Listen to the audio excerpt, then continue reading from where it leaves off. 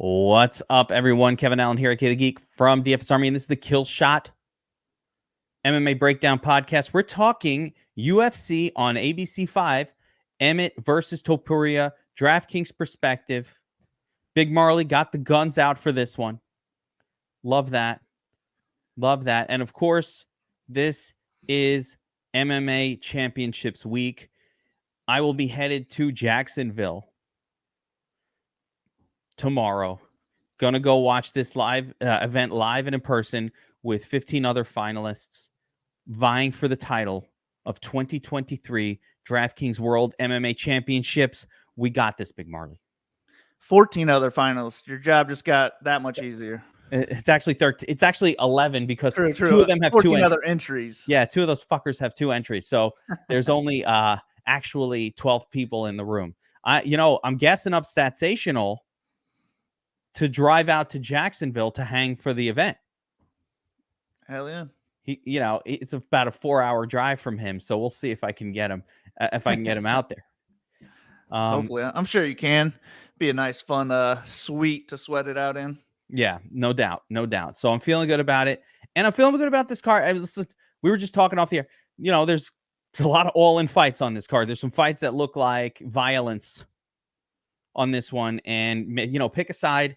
And then there's some ones I think that are going to surprise, and we'll go through the whole thing. I've been fiddling with lineups all week, but I have not settled in yet. So let's start it out here in the first fight on the card. Again, this one's super relevant. I don't think a lot of people are trying to take a side on this first one. But you got Brundage against Cedric Dumas, and the last time we saw my boy Cedric Dumas, he was disappointing, but maybe he was disappointing us against Fremd in that fight. And now he takes on Cody Brundage, last minute replacement. Dumas plus 150, Brundage minus 175. Ends inside the distance. It's like you have to have a piece of this fight, Big Mar. It's minus 155. It's minus 550 to end inside the distance. And I'm going to tell you something here. Yeah, Dumas, my first thought, and I want to hear your thoughts, but Dumas, you watched him fight and you're like, this guy's probably not UFC ready, right? He looked bad against Fremd. You go back in his fight history, and what has he hasn't like to me, and I'm going to show you his topology here. I mean, there's just no evidence here that this is a person who should be in the UFC, Big Marley. Yeah, I mean, well, the wins looked good, and I was fooled coming into that Fremd fight. I thought he looked pretty solid, but then he looked so bad in that Fremd fight that it's like, who can this guy beat in the UFC? But I feel like he looked worse than he actually is. And then in Brundage's last fight, I thought he looked great in the first round until he made a dumb mistake in the second round. So you can't really trust this guy either. But when I was looking into this fight, Brundage was minus 120, and I just went with classic recency bias. He looked good. Dumas didn't look good. I'm going to pick Brundage. I favor him slightly. Now he's minus 180. And if I was going to bet either side of this fight now, I'm taking the underdog, to be honest with you. So I think on DraftKings at 7,500, I'm more interested in Dumas. But yeah, this fight's probably not going to go the distance. Both of them have finishing upside. So I just want to be heavy on this fight. I want it in 3/4 of my lineups. Probably be higher on Dumas at this point, but maybe I'll be around 40% on both and try and get leverage to both sides. Hopefully I'll hit the right combination. But I'm not sure yet. I haven't built lineups. I've got one shell in so far. Today will be more of a lineup building day for me. But yeah, it's going to be a good fight to target. I like my curtain jerkers. I'll be heavy on it as a whole, picking Brundage to win. But if I was going to make one lineup, I'd rather just save that $1,200 and go with Dumas. So I would say, like in large field tournaments, there are about 3 fights where you can pretty much lock button the fight and just pretty close to go all in on it. This is up there. This is in that category for me. I don't know that I'd be 100% exposed to this fight in my tournament entries, but I want to be highly exposed. And you're right, man. I went back and rewatched all of Dumas's history, and here's the thing. So, I mean, just look at the records here, and then I'm going to kind of show you what happened. So, yeah, he knocks out a 1-0 guy, and he knocked out a couple of 1-0 guys. Fine. He actually tries to grapple a lot more than people think.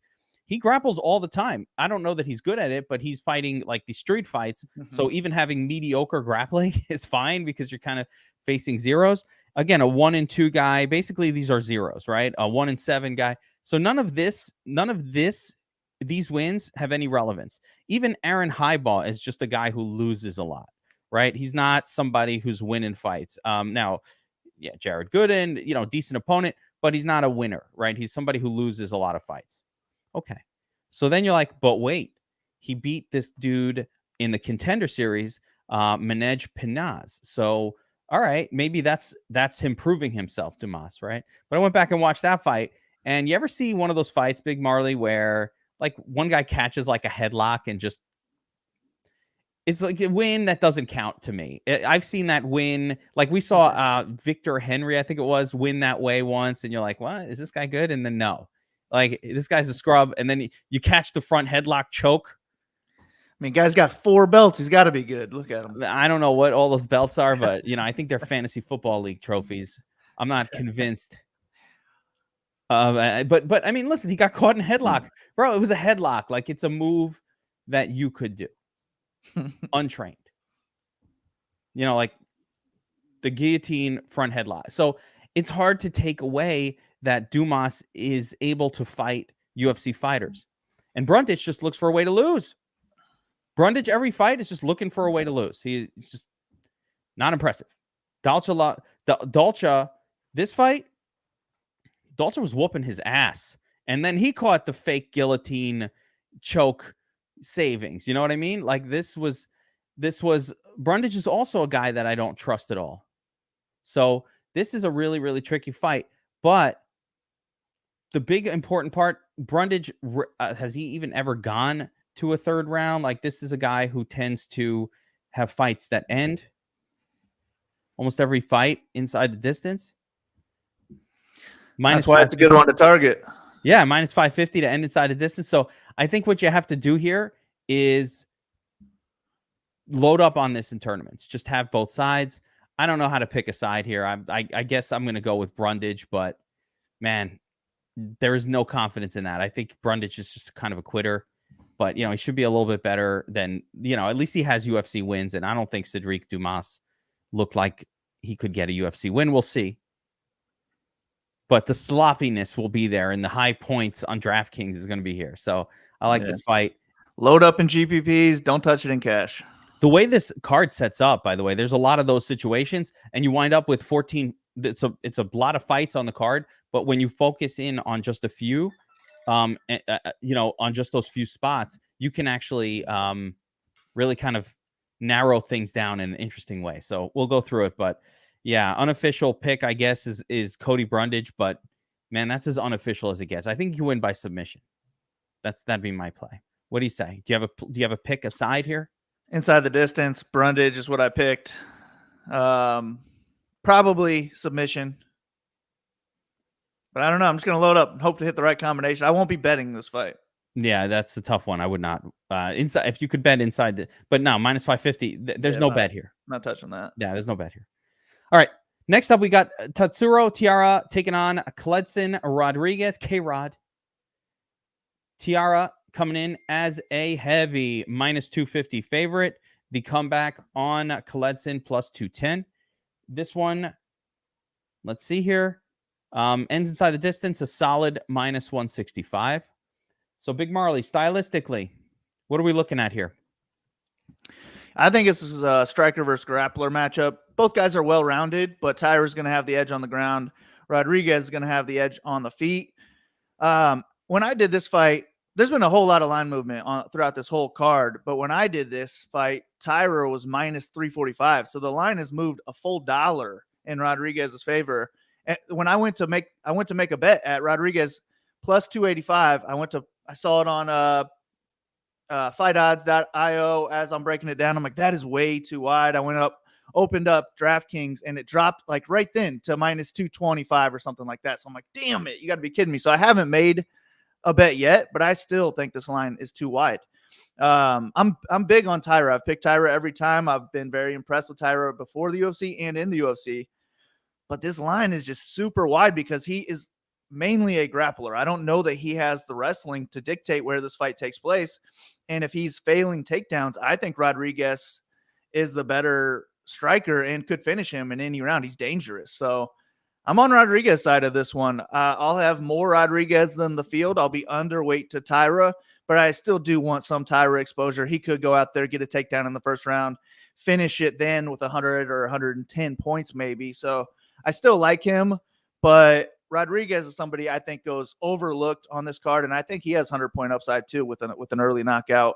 I just think the hype has gone a little bit too far. Rodriguez losing his UFC debut is probably affecting this line a little bit, even though I thought he won that fight. But I think Rodriguez is the real deal. So I'm picking the underdog in this one, but it's because of the line. If you gave me a pick'em line in this one, I think Tyra probably wins more often than not, but I think it's closer to like 55, 60% of the time rather than 70, 75% of the time. So give me the underdog. Yeah, listen, I get the underdog play. Clutson is good, right? He's a good fighter. They do have a common opponent in CJ Vergara, and Tyra handled Vergara pretty nicely. Just want to show that, he was able to take Vergara down 3 times in that fight, no problem. He handled it, and Vergara gave Clutson all the fight he could handle. So, I mean, just right off of that common opponent thing, I do think Tiara will be able to take down Clutson and get it into grappling ranges. Another thing I like about Tatsuro is he's super young. And these guys, at 23, like the last fights we've seen, he was like 21. You know what I mean? Like he's now growing into man strength, where before we were seeing sort of like a guy like this will improve every 6 months. You'll see a difference because of the age and just the general improvement that he's making. I think you're right. I think the fight is lined properly. It's, Tatsuro should win this more often than not. Probably, 70%, 65% of the time. Clutson hits hard. I like him. I like Clutson too. But I just think in Clutson against all the flyweights, I'd be like, oh, I like Clutson here. But I think Tatsuro is going to give him all he can handle. And but it is a reminder that this card does not have any lock button favorites. Even at 9,400 on DraftKings, this is a minus 250. Okay. And I think it's going to keep closing, to be honest with you. I don't think he's going to close minus 250 because I'm probably going to bet Rodriguez. So we'll see. There you go. That'll push the line. But I like Rodriguez. That alone is. I want to look into it a little bit more. Maybe listen to a podcast or two. I haven't been on the podcast game this week, so I don't know anything, about camp changes or anything. I only know what I see on film. So I like to hear outside the cage stuff, but the line movement tells me that people are on my side. Yeah, no, it's definitely going in that direction, and there's been a lot of line movement across a lot of these fights. I would say, like I said, I do think in the end Tatsuro does have what it takes to take down Clutson. I think Tatsuro handled Vergara very, very comfortably, and Vergara gave Clutson all the fight that he could handle. So just that alone, I do think that the Tiara is the rightful favorite. And he is a good DraftKings scorer. I mean, this dude, when he wins a fight, he scores well. He's got 100-point average here in his wins, a little over 100 fantasy points in his 3 wins. So, yeah, look for more of the same. I think Tiara will probably do something similar to this. The question is at 9,400, how do you afford that? And also Topuria, if you want to try to make a lineup using both of those guys. And I think the answer is it's going to be tough. It's tough to make that happen, especially when you consider, like I said, we're talking about that's not an all-in fight like these other some of these other ones that we're going to look at are. So it's just in the mix. Right. All right. Next up, we got Jamal Emmers taking on Jack Jenkins. Emmers a minus 210 favorite. Comeback on Jenkins plus 170. The fight is likely to go the distance, sitting at minus 150 at the moment. Now, Big Marley. Emmers and Jenkins, man. This had some serious line movement as well. Let me see if I can bring up the DraftKings line here, because that's one I like to look at. So, it was sitting at about minus 170, minus 165, and then boop, down to minus 210. So the steam came in. Maybe rightfully so. What do you think? I don't know. I kind of thought it was more right originally. I love this card. I think there's a lot of good fights on this card. Including this one. I think these guys are very well-rounded. Emmers has a better wrestling background. I'd give him the wrestling edge, but he's a very good striker as well. He's not the smartest of fighters. He makes some bonehead mistakes in the cage. But Jenkins is more of a striker who has turned into a wrestler through MMA, which I always like. And he can fight at a high pace for 15 minutes. So I think this is a closer fight than the line indicates. But if the striking's not working out for Jenkins, I don't know that he can fall back on the wrestling in this matchup. So I do favor Emmers a little bit. It's just at this point, the line is too wide. If I was going to bet it, I would rather just take a stab at the underdog. But I'll take Emmers to win 2 or 3 rounds on the scorecards. I think both guys do have decent upside if they look to wrestle. But I think we're going to see mostly a striking match in this one, maybe a couple takedowns mixed in where we just don't get 100 points in the decision. So I won't be heavy on either side in DraftKings, but I'm cool mixing either guy in. If I had to make one lineup and use this fight, I'd rather just save the money, use Jenkins. Maybe he can be the first guy to take down Emmers, and if he can, maybe he can have success. Wrestlers off their back are not very good. So I think either one, if they land a takedown, they'll probably be okay in top position, but I side with Emmers to be that person. And if he wants to keep it on the feet, I think he can hang and possibly win it there too. So give me Emmers. But man, Jenkins is a solid underdog play. Yeah, this is a tricky one as well. Emmers is the best line value on the card in terms of getting a minus 210 at this point for 8,600, where all of the 9K guys are also about minus 210. So if you're looking for the win odds, you know, and squeezing a couple of percentage points, Emmers is good like that. Yeah, although I will say in Emmers' last fight, he beat a very hyped up undefeated prospect. He looked good, but he only scored 72 points. I feel like he could score 72 points again in this matchup if it stays on the feet for most of the fight. So if we're looking at either one of these guys scoring 70 points, we probably want to avoid it. That's kind of how I see it going in my head. So I'll mostly get away from it. Yeah. But it's just such a good fight, like as a fan, that I want some investment in some way to it, you know. So I might just mix a couple lineups in with both guys. And we'll see how it goes. But I'm just looking forward to watching this one. Yeah, this one should be good. Emmers, I think so. Emmers 100% takedown defense. I think that I don't think Jack Jenkins is going to be able to take him down.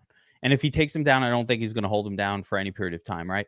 My biggest concern in watching the tape here are the leg kicks from Jenkins. He does have nasty, nasty leg kicks, and you know, I just haven't seen anybody do that to Emmers, like smash the ankle to see like if he's got the legs that can hold up against leg kicks. Beyond that,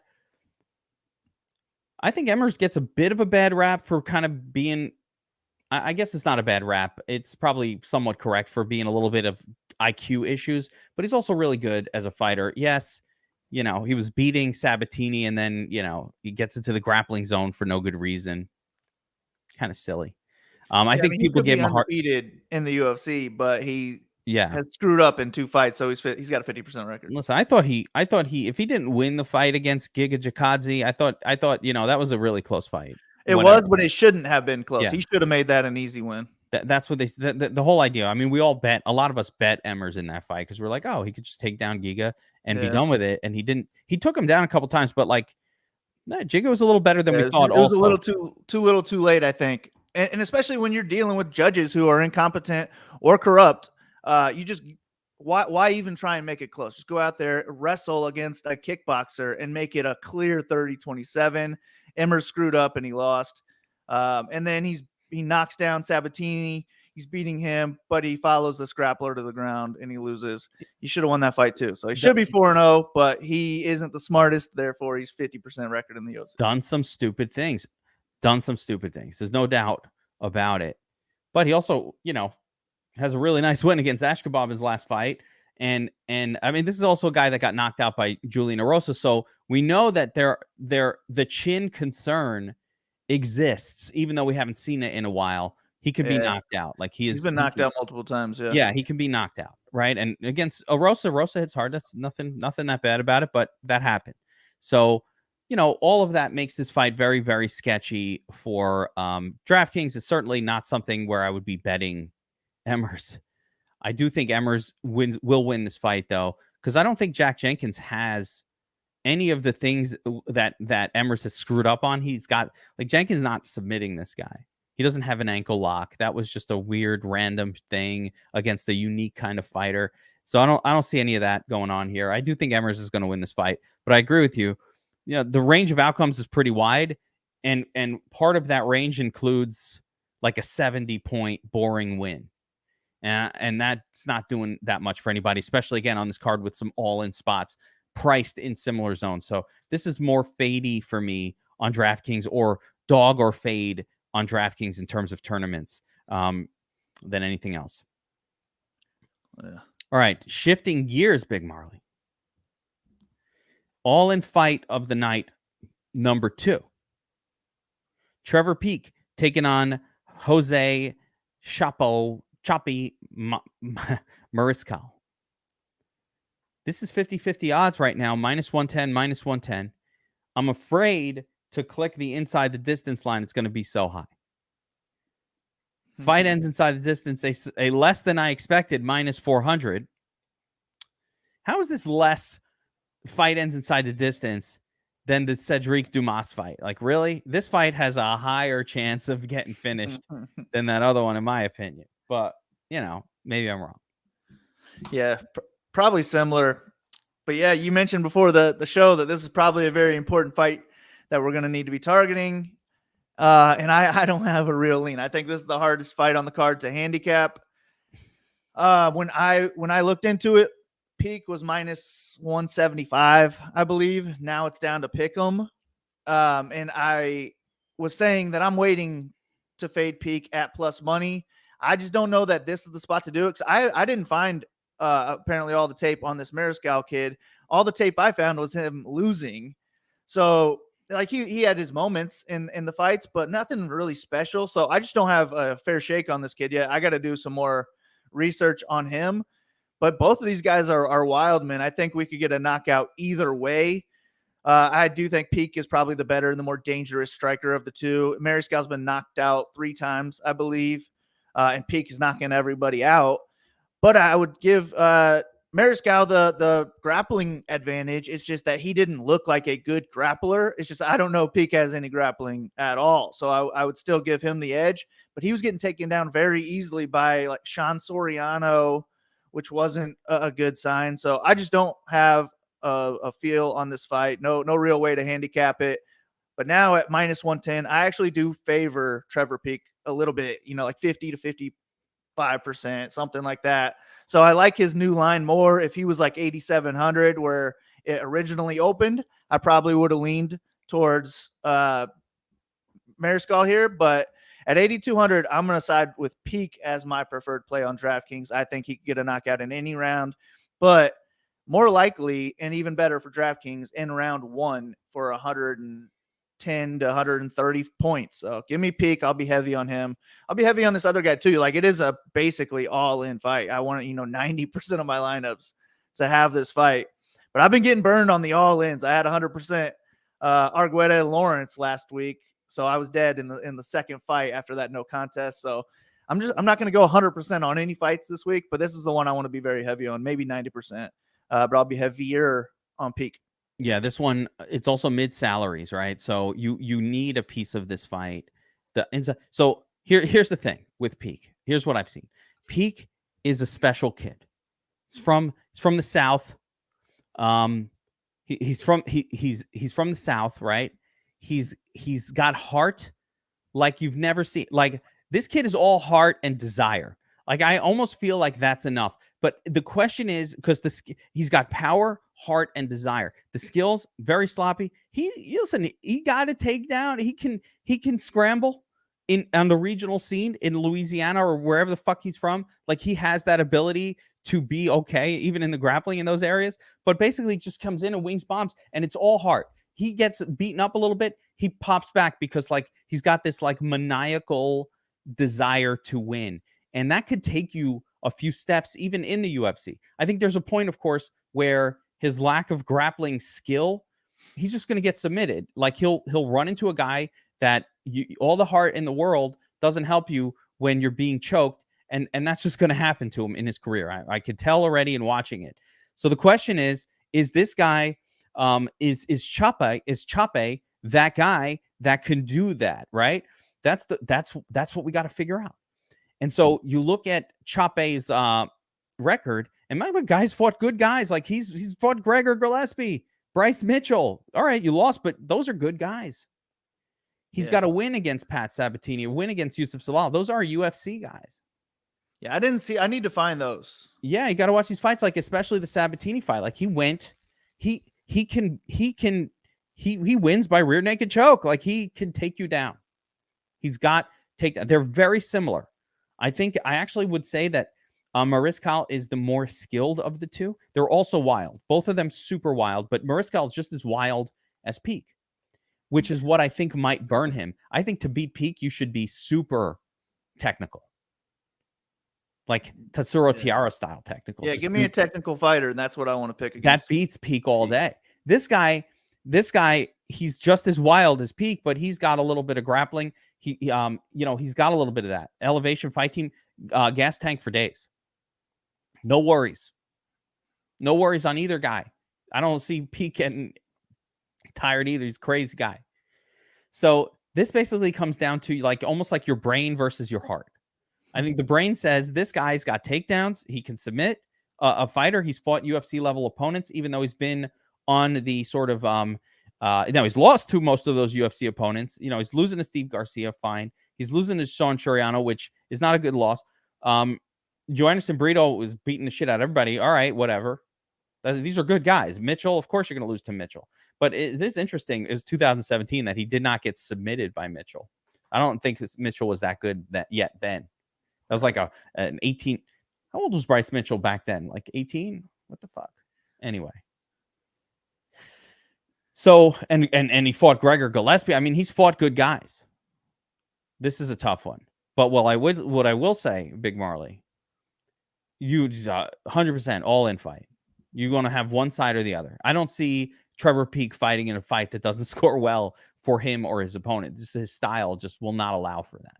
I could see him kicking this guy in the head while he's down, though, and getting a no contest 0. So no, not 100 for me, but that's fine. If you want to worry about that, that's fine. Like I got burned as well last week. I had 100% or 95% of that fight, and I looked at some beautiful lineups with Alcantara or whatever the hell the Argueta.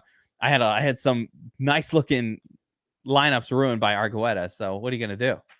But the worst one, though, I don't want to go back to last week. I don't want to think about Vittori not using any grappling for 5 rounds and the corner being like, no, you got him. Don't change a thing. You're good. Really, guys? Anyway, so yeah, I don't know. I think Mariscal is going to give Peak the fight that Peak wants. And I'm not sure that Mariscal, when he takes him down, will be able to hold him down. That dude's nuts. He's just going to stand right up like a zombie. Now, he could take in the neck on that stand-up. The technical might not be there. But, yeah, give me Peak in this one. I'm going to favor the wild man. Yeah. Again, though, load up in GPPs. Don't touch it in cash. Yeah, that's all we got to say for that one. All right. So, yeah, but that is an important fight on this card. I wish I pretty much feel like if I could definitely know who was winning that fight, I could probably lock in $250K at the championships. No worries. Yeah. I mean, at the championships, though, when you only have to deal with 14 other people, half of them are going to get it wrong. Do you even maybe avoiding this fight and just playing a little safer? It could be, I don't know, man. That's tough. I'm glad I don't have to deal with those are all thoughts floating through the mind. It's like, hey, do you want to take a 50-50 shot here? 0/125. But the problem is the half that get it right. Yeah, they're going to be the ones that are in the discussion at the end of the night, at the end of the day. Yeah. Got to get it right or you're out. And it's early on the card, man. It's like, fuck. Yeah, this could ruin the whole fucking it's the ruinous rest of the day. Same with the first fight. Yeah, man, this is going to be a sweaty start of the card for you. I don't know that Dumas and I don't think that the Brundage Dumas fight will be as high owned, though. I think that fight will not be super high owned. Yeah, true. I think you can get a little edge on that one in real tournaments with that fight. And then, of course, this Peak Mariscal fight. Now, on to less exciting fights. Next up, we've got Zhalgas Samagulov taking off on Josh Van with Zhalgas, the -200 favorite. Van coming back at +175. You know, we know the story of Zalgas. He's got the hair, Big Marley. He's got that going on. Fight, you know, he keeps getting fights canceled on him. We'll see. This one looks like it's going to happen. Minus 160. Fight goes the distance. Zalgas kind of, you know, a split decision fighter throughout his whole career. Wins some, loses some. Josh Van Young, he's 21, just getting into his man strength. What do you think happens here? I was actually more impressed than I thought I would be with this Van kid. He's only 21 years old, and he looks pretty solid already. He's got good hands. He's got a nasty calf slicer that he locked up pretty quick as well, so I think his grappling's decent. I don't know if I'm kind of mixing him up with Mariscal film, but I feel like I remember him getting taken down kind of easily as well. I got to go back and watch a little bit more. But I think if this stays on the feet, he's a lot more live than the odds indicate. I think he could stick around in the UFC for a while. But I'm just going to side with the more well-rounded veteran in Samagula. I think he could mix in wrestling. I think he could win on the feet as well. I just don't want to pay $9K for him. So this is probably a fight I look to get away from. Let's target on these all-in fights instead. But I'll say underdog or pass. I think Van is live for a knockout. That could break the slate. I just don't see Samagula breaking the slate. Like, we need Samagula on this card, even against a 21-year-old debut fighter. I might just fade Samagula. I don't see me making 150 lineups this week. So with 20 or less, I doubt I have any of him. But I probably don't have much Van either. Maybe 10% Van, 5-10% Van. But yeah, I mean, Zalgas to win a unanimous decision, score 80 points. The Zalgas decision, you know, it's like, it's not just Zalgas. It's like, hey, let me not play Tafa. Let me not play, you know, Santos or you know, any Brendan Allen. I'm going to play Zalgas. Zalgas is a guy you play when he's an underdog. I don't like him as a favorite, but you're right. And I did see Van get taken down, but Van's also 21. I did see Van get taken down in some of the tape. He gets back up. He's fine, but he's a 21-year-old kid. He gets better. Like 6 months later, it's like a different person emerges because they're young and they're training and they're improving right now at a rapid speed. You have to, like, when I go back and look at Van's tape from 2 years ago, I have to remember, man, this kid was 19 doing this. Like, you know, it looks better with each progressive fight because he's getting older and he's learning and he's improving his skills. So, but now it's a short notice UFC fight under the bright lights. I think Zalgas gets the win. Yeah. I think Zalgas gets the win, but maybe by split decision because that's how Zalgas tends to get his wins. I don't think this one is going to be super, super relevant for DFS purposes this week. Yeah. All right. This is another important fight on this card, and you might not think so because it's not going to have a high inside the distance prop, but the styles of these two women are such that they when they've won, both of them, look, I'm going to show you the average scores on DraftKings for each of these women when they've won their fight, and they are spectacular. I don't think Gillian Robertson has had less than a 90-point win. Neither of them have. Yeah, so neither. Yeah, I didn't look. So there you go. Both of these women, when they win, they score well. Tabatha Ricci taking on Gillian Robertson, and my boy Clint has a play on this one that made me scratch my head. But I've thought about it more, and it's like, you're just killing me, Clint, with all these picks. But nonetheless, you're just killing me. I don't know how you can have a favorite in this one. It's tough. But Gillian Robertson taking on Tabatha Ricci, minus 130 for Ricci, plus 110 for Gillian. Clint likes Gillian. Yeah. I kind of get it. But then I have an argument against it. But I think stylistically, I kind of get it. So we're gonna get into it. But they're both grapplers, and neither one of them wants to throw a strike. Big Marley, when that happens, and neither one of them stops the takedown. Neither one of them. 25%, 50% takedown defense. No one wants to throw strikes. In intense grappling. How can you know which one is going to get? And Robertson, physically a larger fighter at 5'4/5" compared to the 5'1" Tabatha Ricci. How do you know which one's going to be able to get the takedown, Big Marl? Yeah, if you did, then you could just go heavy on that fighter. Don't even worry about the other one. Yeah. Okay. I mean, I would say it's not an all-in fight because if it's a striking match, neither of them are going to score well. And if it's a back and forth split decision type of grappling fight, they probably don't get high enough to hit the 90 plus, 100 plus points. But either one of these ladies could dominate with the wrestling and grappling and win all 3 rounds and score 100 plus points with a decision. I think Robertson's more dangerous on the ground, but Ricci's a possibly better wrestler. So maybe she's the one getting takedowns and Robertson will accept the takedowns. But I think Robertson will be a lot more okay off her back than Ricci will. If Robertson's getting the takedowns, I think Ricci's in a world of trouble. And I just think that this is closer to a 50-50 fight. So with Ricci being minus 130, give me the plus side of Robertson. I handicap fights on a 5% range. So this one I went 48 to 53% on Robertson. So I give her the slight edge. But if you're giving me plus money, that's my side. So I'll be heavier on Robertson in this one, but it's right there in the mid range. It's one we got to target on DraftKings. So I'll still have 20-25% Ricci as well, but I might make Robertson closer to 40 to 50% play. And hope I'm not wrong, because if I'm wrong, then I'm probably screwed. I'm trying to really get my head around this fight and how to really cap it and understand like who's got a shot. So we'll just go through a little bit of Ricci's record here, and yeah, she loses her UFC debut to Manon Fiorot, who's a beast. Fine. If you could stop her takedown or even get back up and that with Ricci, she doesn't have much to offer on the feet. She just doesn't. Not a finisher, or didn't finish Maria Oliveira. That's a bad look. Maria Oliveira cannot grapple at all, and she didn't finish her. The win against Viana, all of her wins have come against sort of women who are easy to grapple with. So when we look at Robertson, though, her losses, so every time she's up against basically somebody we expect her to beat, she tends to win. If she's up against a non-grappler, she almost always will just win the fight. Agapova has a little grappling, but not really. Pierre Rodriguez, a striker.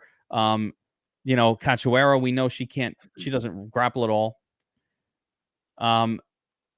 JJ Aldrich can stop a takedown. We saw her do it against, Blanchfield for a while. Miranda Maverick, a grappler. So you took an L to Miranda. Talia Santos, acceptable losses. Like when Robertson has lost, it's been expected. Like you're not beating Talia Santos. You're not beating, Miranda Maverick, I think I don't know. I thought she should have won that fight, to be honest. But Maverick can strike and stop a takedown somewhat. This is a tough one. Stop a takedown, then she's probably gonna win this fight. Yeah, but can she? I mean, she hasn't tried to. I think it's the first one to get top position. I think there's a mild argument here for stacking this fight. I think one takes it down, the other one gets up, another takedown. I think you could see a lot of back and forth grappling. And I think like we could see Ricci get a takedown, but then Robertson get a reversal, and then Ricci be in more trouble than Robertson would have been in. So I just think the better grappler is Robertson. I expect a lot of grappling, so that's why I went with Robertson. But usually I would side with the better striker and better wrestler. So it's more of I like the vet who's been doing it against better competition. And I'm still kind of high on that Rose Namajunas win. Like you beat Rose in a grappling match. That gives you, title inspirations. She's probably still riding high off of that. And then coming in as an underdog, winning handedly in her last fight. I don't know. I think Robertson's on a roll right now. So give me the underdog. Listen, she's young. She's improving. Isn't she younger, actually? Is she younger than Ricci? Yeah, I think Ricci, they're about the same age. So they're within a couple of months. So whatever. They're both young. There's a size advantage here for Robertson as well. And I like that because Robertson looks worst when she's out physicaled by her opponent. Meaning where she's up against an opponent who is a better striker than she is. And I do not think that's what Ricci is. So that's really like JJ Aldrich's better striker. I'm not sure that Tabitha Ricci is a better striker than Jillian Robertson. As a matter of fact, I probably lean that she's not. I was not impressed by her striking. So I think yeah. And that's right. And the other thing, and there it is, that I didn't mention was some of these fights were at 125. So Robertson had been fighting at 125. I like it. here's a 135er. So Cachoeira, when she fought her, and they fought at 125. Agapova, 125, right? So these last couple fights, Pierre Rodriguez, I think, is at 115. So maybe that's what's up, Big Marley. You know what? Maybe, are we missing the angle? Remember when Jessica Andrade was just a mediocre 125er, 135er, and then she moved down to 115 and fucking smashed everybody for like a couple years? Yeah, different beasts, but Different, maybe something along those lines. Yeah, I like it, Clint. My boy's in here convincing me of things. I like it. I like the thought process. I'm less questioning the Jillian play. I'm not questioning any of it, but I'm glad that he's in here because I do want to talk as we get to the Reboss fight. But let's continue on. Next up, another fight that is borderline all in on this card. So by the way, let's just, from the DraftKings point of view, I just want to come back to this fight. Ricci, Robertson, heavy exposure. 70 to 80%. This is another fight to load up on. And we're going to get to another fight to load up on right now. So this is what I'm saying. Between this fight, between Brundage, Cedric, between Peak Mariscal, that's 1, 2, 3 fights to load up on. And there's a fourth one here. That's why this card, even with 14 fights, I think the way to win a tournament is, the pathway is not that difficult. Not that difficult. So Mateusz Rebecci taking on, let me pronounce it right. Mateusz Rebecci taking on Loik Razkabov. Razkabov. With Mateusz coming in as a minus 150 favorite. Comeback on Loik plus 130. Fight, let's see here. Fight goes the distance, minus 170. So the odds makers, Big Marley, see this one as a 3-round goes the distance fight. How do these two guys match up stylistically in your mind? I'd say both probably prefer to be on the ground, both solid wrestlers. Rebecci, a better grappler, in my opinion. Rebecci, a better striker. Rebecci, just more dangerous everywhere. I'm actually on the Rebecci side of this one. I think that he should be a little, well, the line's been moving in his favor, so I think it's getting closer to right at this point. But Loik, I'm gonna call him, he had 11 takedowns in his debut fight, and you love to see that. But Rebecci, he only had 3 takedowns in his UFC debut fight, but they had the same amount of control time. And Loik's takedowns are against a guy who could not stop a takedown to save his life. It was more unimpressive of Loik's opponent than it was impressive for him. And I thought he was slowing down as the fight went along. I thought he was taking some big shots as well. He got dropped. I think Rebecci's live for the knockout here. But if we're looking at a striking match, I think Rebecci's the only guy who has a shot to score well. And I don't think he's going to accept takedowns like Loik's previous opponent will. So I definitely don't see Loik having anywhere near as much success as he had last time. I think that he's in a whole lot more trouble off his back if Rebecci's able to get the takedowns as well. But I think Rebecci wants to keep this fight on the feet, and I think he'll piece up Loik, maybe even get a knockout. But if this does go the distance and Rebecci wins, I like this fight a lot less than you do. It's not an all-in fight for me. Maybe closer to like 50%, but I'll be heavier on the Rebecci side, maybe like, 30, 35% Rebecci, and then 15% or so, maybe up to 20% Loik. I'd be okay with that. But I do have a preferred play in this one, and it's Rebecci. I just think he's a better all-around fighter. All right, so for me, number one, in looking at the tape of these two guys, it's like looking at a mirror image. They're both very similar. They are both, Razkabov is, as his name implies, he is a classic Eastern European wrestler brawler. Though, wing and bombs, lots of gas tank, wing and bombs, and rushing in for takedowns. The fact that he took down Esteban Ribovics 11 times or not, Ribovics did not put up a very good takedown defense in that, or any in that fight. He just would get back up. Ribovics is a good fighter, though. So that's a solid win. Razabov is significantly larger. I don't know which of these guys will be successful in getting takedowns. One thing I'll say about Rebecci is he fought Fury, who sucks. Like, let's keep it real. His opponent in that first fight couldn't even get back up because he sucks. And he's just not a good fighter. Just Chase Hooper dominated him too. Not a UFC level guy. And was just a last second call up because they needed someone. Right. So Mateusz Rebecci, 5'7" versus 5'11" Loik. To me, they're the same guy. I did not notice any Mateusz Rebecci is also an Eastern European wrestler brawler. I think he's Polish, but he's got the same style. It's like you're putting these two guys in. They're a mirror of each other. Can I say that one guy's striking is better than the other? I don't know. I feel pretty confident I could say Rebecci's a better striker. Yeah, maybe. All right, maybe. But he's also a smaller guy, less reach, and has other issues. I also, so there's that. But I think both guys are going to be coming in. They're going to be trying for takedowns. I think both guys will be getting takedowns in this fight. I think both of them will get takedowns.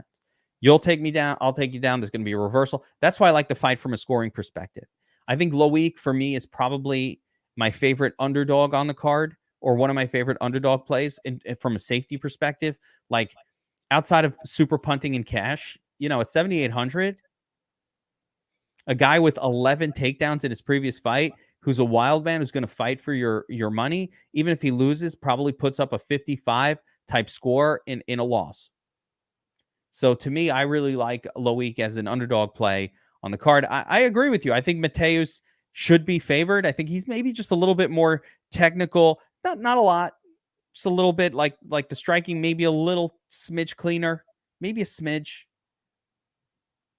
Fighting with the pressure. Both these guys have the pressure of their home countries on their shoulders. Like, there's not that many Tajikistan fighters out there. So a lot of pressure. I think both these guys are great DraftKings plays. Loik is one of my favorite underdog plays. I think Mateusz will not be super, super high owned at his price and is very much in play as well. Not an all-in fight. I agree with you, Big Marley. Not like the other ones, but a fight I want a lot of exposure to, because these are big brawlers who love to grapple, and I just don't see a scenario where, tons of takedowns aren't happening in this fight. I mean, I could be wrong. They could just all of a sudden use their takedown defense or whatever. I don't count these numbers. It's irrelevant. The takedown defense established in 2 fights, it doesn't mean anything. I've seen both of these guys taken down in their fights. So, yeah, I like Loik as I'm going to pick Loik here. Going that way by decision. And I like him as one of my favorite underdog plays on the card. Even if he loses, I think he scores well. Yeah, definitely a better fight to target than these next 2. Probably. Let's see what we got coming up here. All right. Yeah. So here we go. Next up, Randy Brown taking on Wellington Turman. Randy Brown minus 220 is a favorite. Wellington, Turman plus 185 as an underdog. Big Marley, Wellington is moving down in weight class for this fight. He's a pretty big dude for the weight class, but so is Randy Brown. Randy Brown is also a large fellow for the weight class. Fight ends inside the distance, a solid minus 160.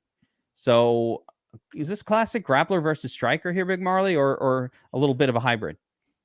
Yeah, well, I'd say it's a hybrid, as in they can both fight anywhere, but I would definitely give the striking edge to Brown. I give the grappling edge to Turman, but I think the line is way too wide. I don't know that Brown deserves to be this big of a favorite. Even if it's a striking match, I don't know that he wins 70 to 75% of the time. And then if it's a grappling match, Turman's favored in that. I think he's more dangerous. He's also more likely to grind out minutes on the ground here. So I'm going to just X Brown out of my player pool. I think he is in play for an early knockout that could put him on the optimal lineup. But if he doesn't get a first round knockout, especially if he has to deal with stuffing takedowns or getting back to his feet when he's not scoring during those moments, I just don't see him scoring well. And he's only scored over 100 points like one time that I can even remember. So Brown's a fade for me. I am going to pick him.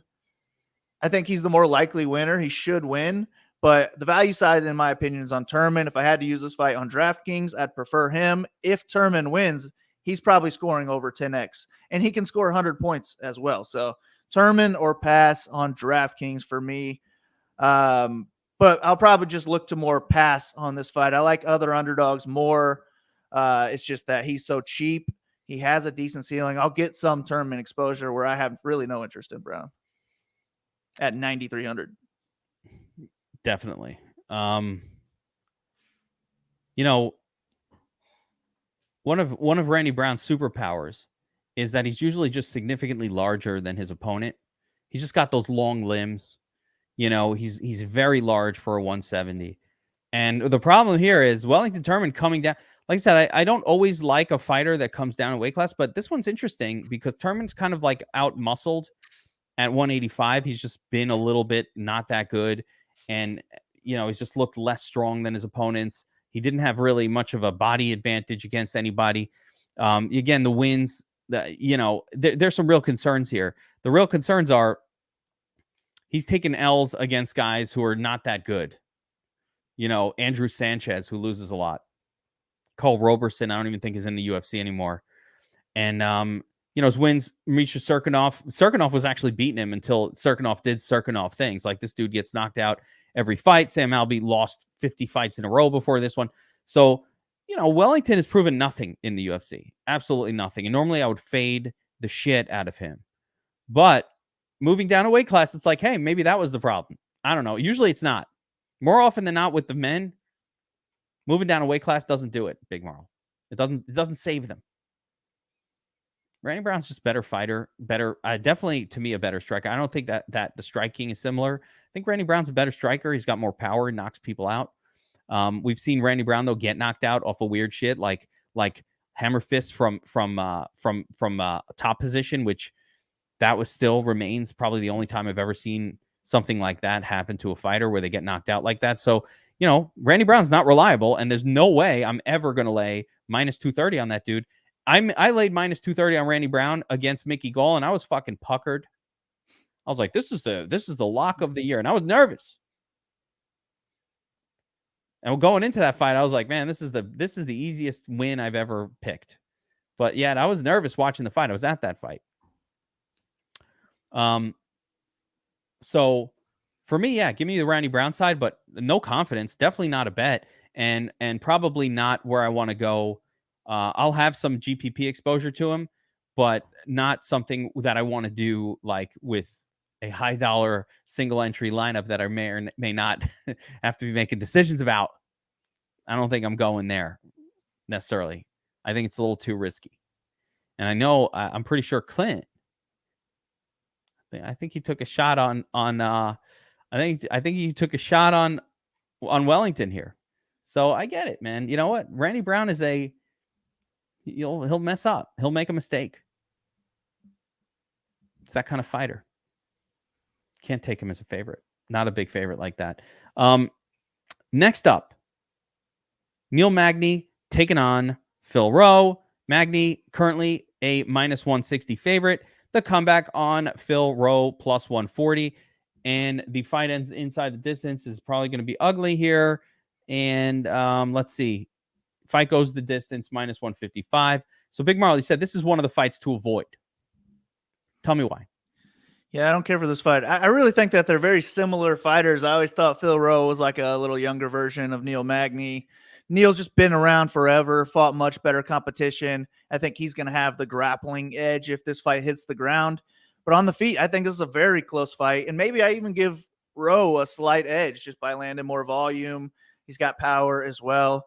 So I just think this is a fight that has split decision written all over it. I don't see either one of these guys scoring well if it is a split decision.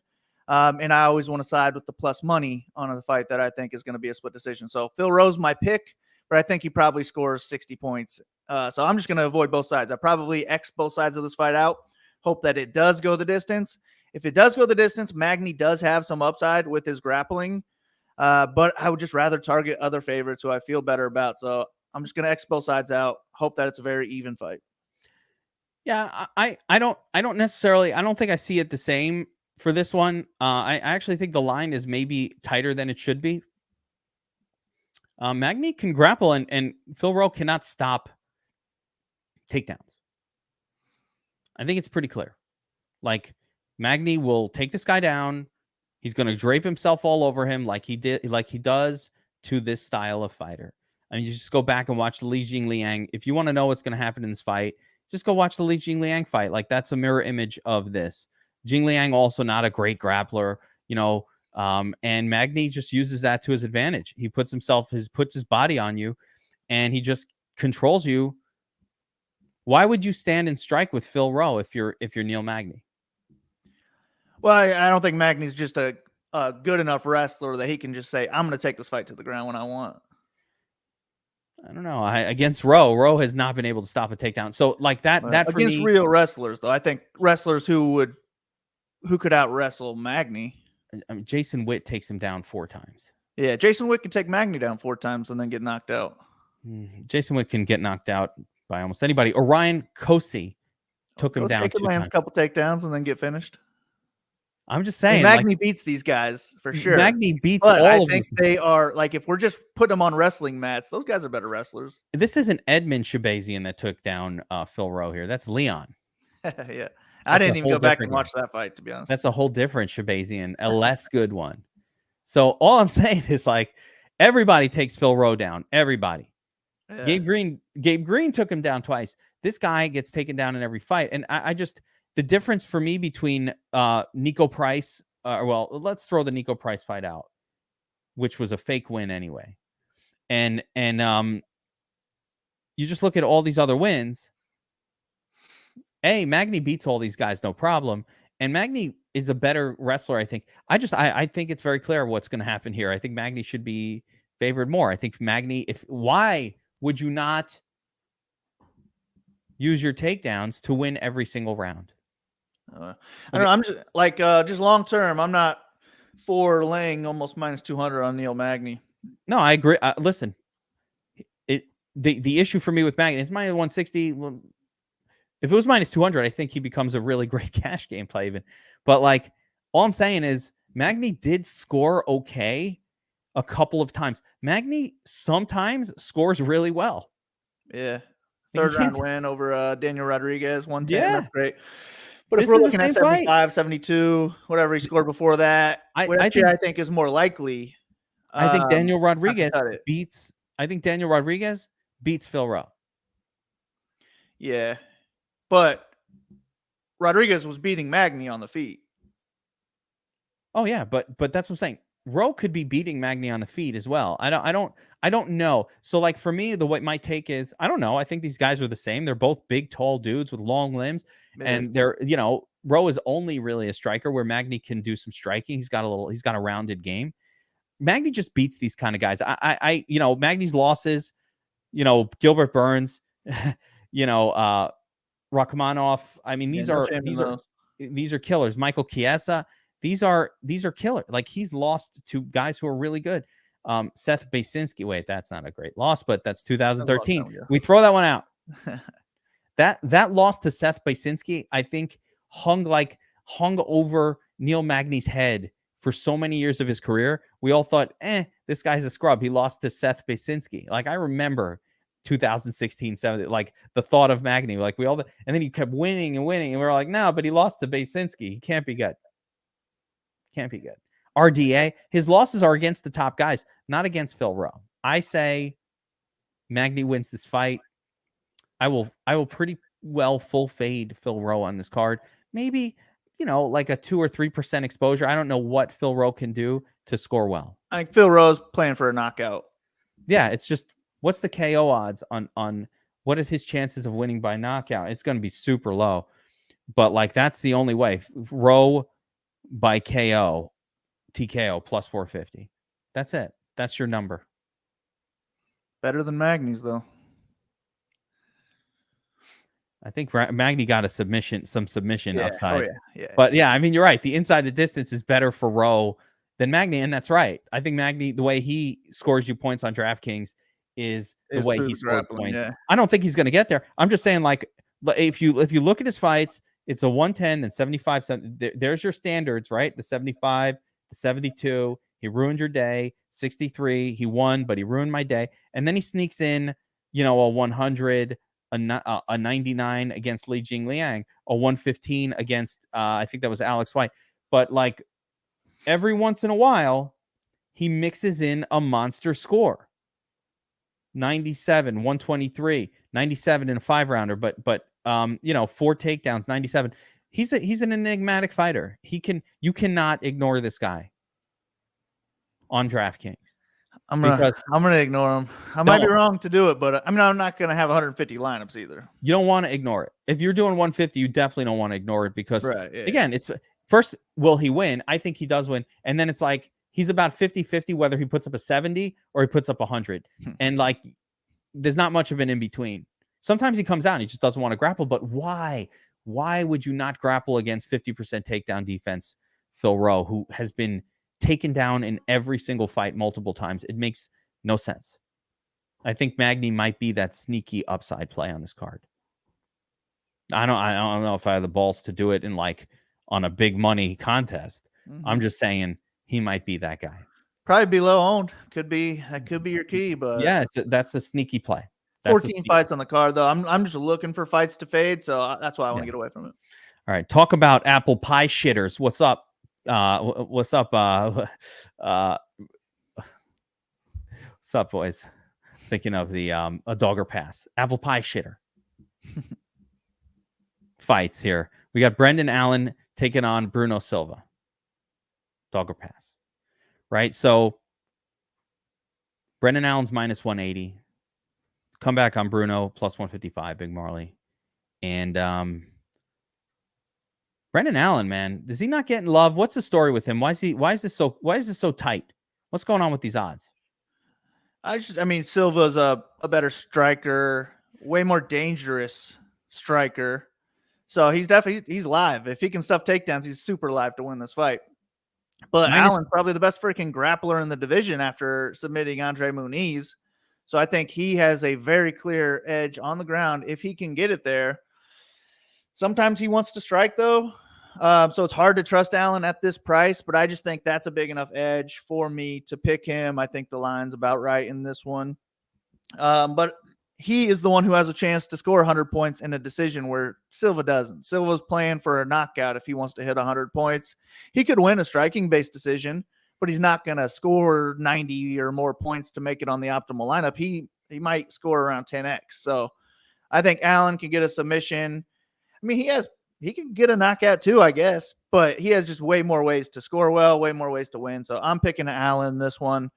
I'm fine with some Silva exposure. I don't know how my lineups will go on this fight. I guess I get, maybe 25 to 30% Allen, 10% Silva. So that's kind of what I'm seeing in my head right now, but I'm not sure. I just slight interest in the fight as a whole, but more so on Allen because of the grappling. Allen's one of those guys too, right?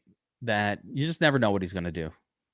You're right. He's such a good grappler. You would think that he would use a lot of it, but he doesn't go for a lot of takedowns. He just doesn't. Why, Brendan Allen? Falls in love with the striking. Allen has been knocked out before, and Bruno Silva is a knockout artist. Not a great grappler, although he's a BJJ black belt or whatever. He's got the last name, the Brazilian thing going on. But Allen's been knocked out. He got knocked out quick by Sean Strickland. He got knocked out by Chris Curtis. And Bruno Silva is a guy that knocks people out. So there is absolute risk here that I think Brendan Allen's a better fighter all around. I think he's probably even a better striker technically. So this just comes down to, will Bruno Silva just randomly touch the button that makes you go to sleep on your face or not? And he might, especially if, Johnny Walker versus Smith could be. With which one's playing the Anthony Smith role in that version? I would imagine Brendan Allen, but I don't know. I think Smith was an underdog. Allen's a favorite, so I don't think it's quite there, but similar style. Yeah, it's a tough one. This is a tough one because, like I said, with Brendan Allen, I love the way this guy fights. Like, if he puts it all together and does what I think he should do, I think he just dominates this fight. I think it's an easy win. I don't even think it's a tough one. Go in, grapple, take him down, submit him. Bruno Silva will gas. Like, you just want him on his back the whole fight. There's no time when you should be standing there throwing fist with Bruno Silva. Why are you doing that? But yet, that's probably going to happen. Gerald Meerschaert beat Bruno Silva. You want to tell me that Brendan Allen is not a significantly better version of a fighter? He's Gerald Meerschaert, but better. Like, if you had to, he's a better version. He's exactly Gerald Meerschaert, but better. That guy beat Bruno Silva. This fight played out already once. But it took till the third round. I mean, he's beating him in the striking too, which was the bad thing. But that's why we got such a good line on Bruno in his last fight, is because of the recency bias with that Meerschaert. But we already capitalized on that. So let's go ahead and get this Allen win. Yeah, I think this is Allen's fight to lose right here. So Allen could score incredibly well on DraftKings if he does his thing, and he's one of the favorites that I think are in the mix. The inside the distance odds here, minus through 280. So, you know, everything here says this fight is a good one to target. It's not an all-in fight for me. I don't know about you, Big Marl. It's not all in, but, you know, I'm going to have high exposure. Basically, you just have to mix up the Silva, Santos, you know, basically these favorites. You just got to mix it up. You can't have all of them. You could usually only afford 2 of these guys in a lineup at the most. Topuria and one other at best. So 25, 30% on Brendan Allen for me. Yeah, I like that. All right. Next up, you want to talk about a high inside the distance prop? Another one, minus 400. We got Justin Tafa taking on Austin Lane. Austin Lane, tight end. 5th round draft pick. Jacksonville Jaguars, I think it was. Back in 2010.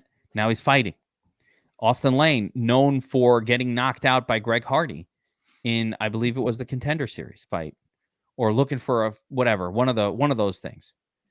Now he's taking on. By the way, so we got to go back to the Onama fight after this. Oh, did I skip? Oh no! Oh shit! That's cool. Right. We can do this one first.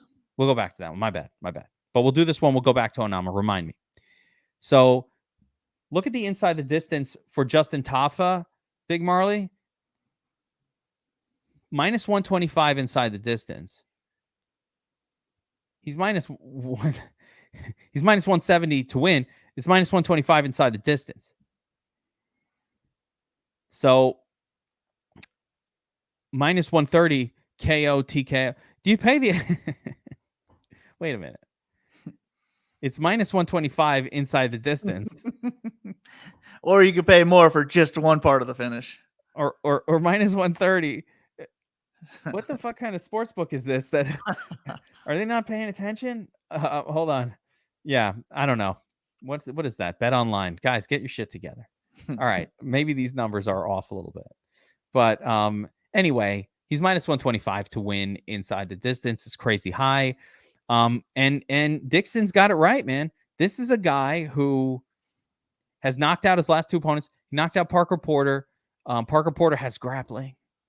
Parker Porter probably better than, you know, let me ask you this, Big Marley. Justin Tafa's last opponent, Parker Porter, if he's up against Justin Lane, how are you lining that? Austin Lane, how are you lining that? I mean, yeah, I'd favor Parker Porter.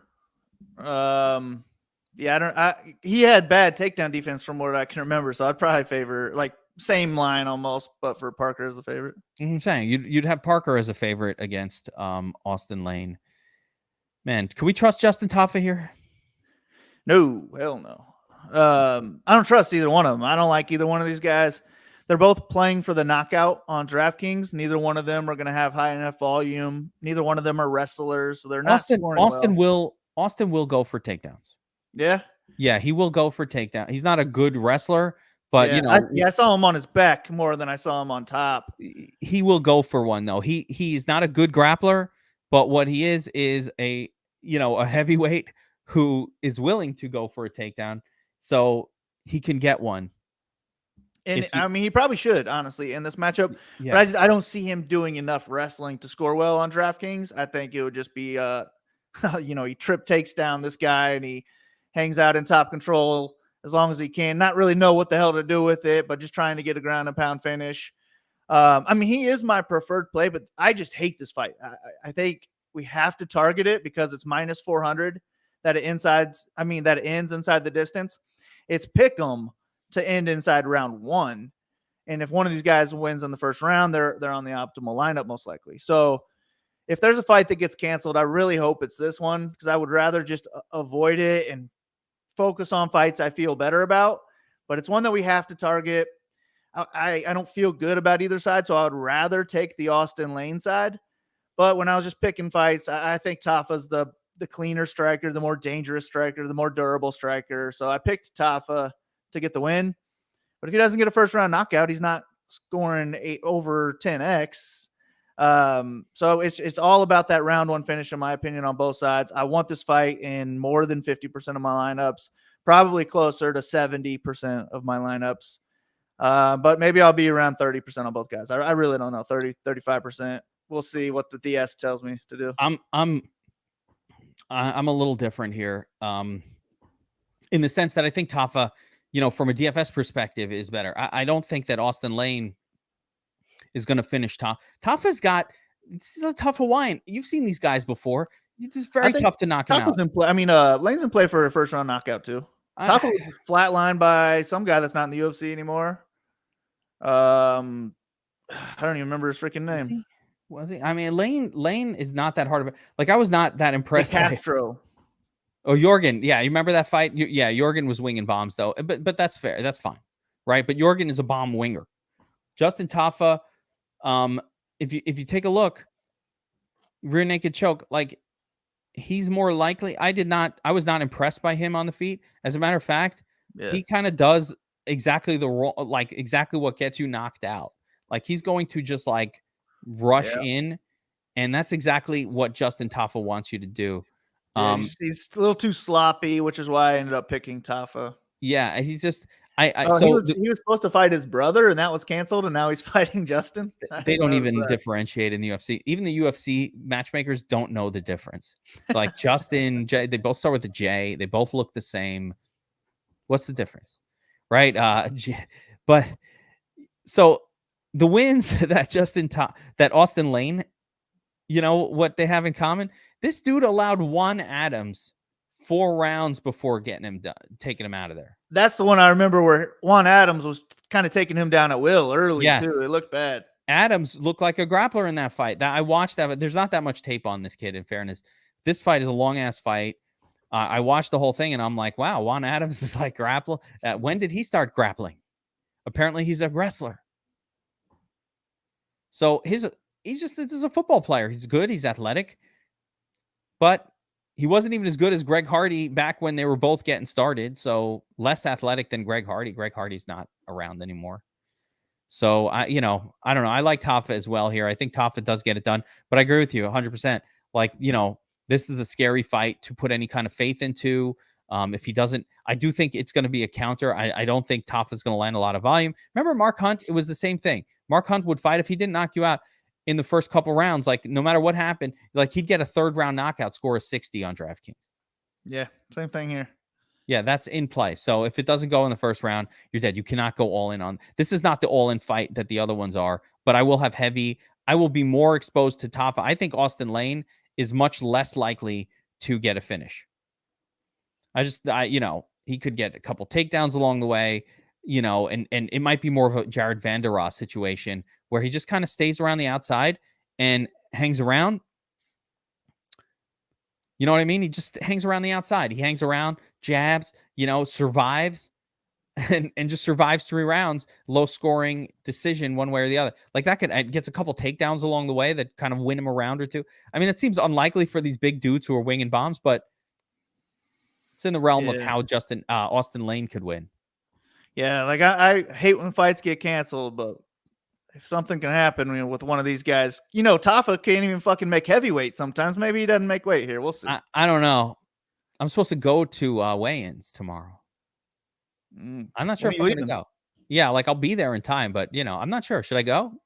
Yeah, weigh-ins are fun. Yeah, maybe I'll go. We'll see. All right. Co-main event. This is what Diehard MMA is hanging around for, this discussion. And I've gone back and forth on this fight, but I really do come back to my original thought. But you've got Macy Barber taking on Amanda Ribas, with Ribas coming in as a minus 200 favorite. The comeback on Barber is plus 170. Fight goes the distance, a solid minus 190. And there's a lot of angles here, Big Marley. There's a lot of angles. I think we can go back to Barber's last fight where I thought she lost to Andrea KGB Lee. Lee takes her down 5 times. That was a robbery, kind of. Although I will say, when Barber was on the ground, she was putting up resistance. So she got back up. I don't know. What do you think of that fight? Let's start there. I had Lee and I got robbed. These next 2 fights, I had fucking Gabriel Santos at big plus money in his last fight, and I got robbed.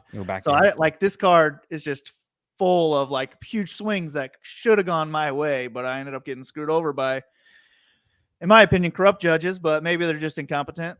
But yeah, I think this has Rebus written all over it based on how Barber has looked lately.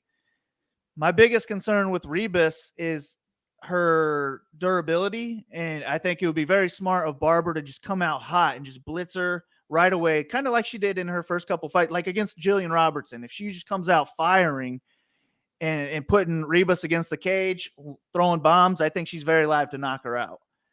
I think she has decent wrestling too. She probably could take Rebus down, but Rebus is the much better grappler in my opinion, and I think Macy's in a world of trouble if Rebus is able to get her down. Where if Barber gets Rebus down, I don't think it's too big of a worry. And I also think if we're getting a 15-minute striking match, I kind of favor Rebus in that one too. So it's really just the durability. And the striking's very close. But I like Rebus in this one. I just think she has a much higher ceiling on DraftKings.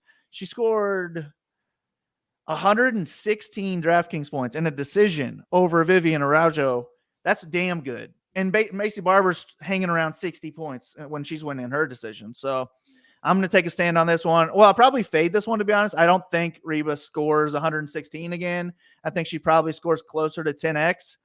So I just like other fights more, but I will be more so on the Rebus side. If I get exposure to this fight, it'll be her. So I think she wins 2, if not all 3 rounds on the scorecards.